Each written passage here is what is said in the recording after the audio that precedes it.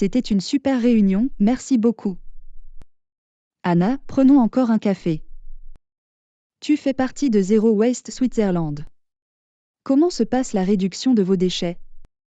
Est-ce que Paul et toi avez déjà changé beaucoup de choses? Tout se passe très bien, et les nouvelles habitudes sont très amusantes. Nos déchets ont diminué. Et ce, parce que nous avons renoncé aux emballages, surtout en plastique. Cela semble merveilleux. Tu crois qu'il y a aussi des conseils pour le bureau? Bonne question. En principe, le meilleur déchet est celui qui n'est pas produit du tout, que ce soit en télétravail ou au bureau. Ainsi, vous pouvez passer à des récipients réutilisables sur le lieu de travail, comme les tasses à café et les bouteilles d'eau. En évitant d'utiliser des couverts en plastique emballés individuellement, des serviettes ou des dosettes de crème à café à la cafétéria, vous réduisez également vos déchets. S'il n'y a pas de cafétéria, apportez votre propre nourriture dans un récipient de chez vous ou assurez-vous qu'un restaurant conditionne les repas à emporter dans des récipients réutilisables ou dans vos propres contenants.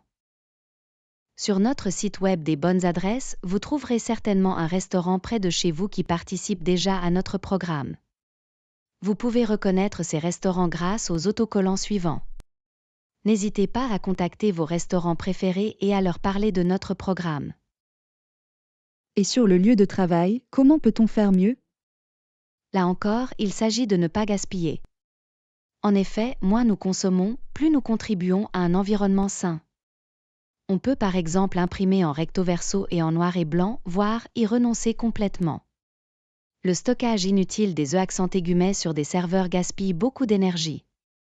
On peut plutôt archiver les emails importants et supprimer les autres. Les conférences en ligne peuvent contribuer à réduire les émissions de CO2 dues au déplacement. Et bien sûr, il y a les grands classiques, comme éteindre la lumière, aérer correctement et économiser de l'électricité en éteignant l'ordinateur et l'imprimante pendant la pause ou à la fin de la journée de travail. Le mode veille devrait également être éteint la nuit. Ce sont de super conseils. Nous pourrions peut-être aussi introduire des boîtes à livres. Ainsi, nous échangeons nos livres entre nous et pouvons les réutiliser plus longtemps. Nous avons introduit cette pratique dans notre quartier et beaucoup de gens y participent. C'est une super idée. Chaque entreprise peut d'ailleurs apporter sa contribution en achetant le mobilier, l'équipement informatique et les fournitures de bureau, en veillant aux labels environnementaux et à une fabrication de qualité et certifiée. Les décorations saisonnières peuvent être louées ou réutilisées.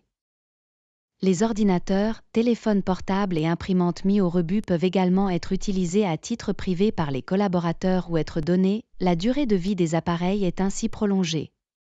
Lisez également notre guide pour les entreprises. C'est vraiment génial.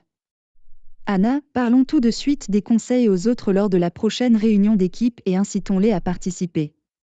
Ensemble, c'est encore plus amusant. Exactement, vous pourriez commencer par renoncer aux produits à usage unique, puis augmenter vos efforts. Chaque contribution est précieuse et tout le monde peut participer. Nous vous souhaitons beaucoup de plaisir dans la mise en pratique.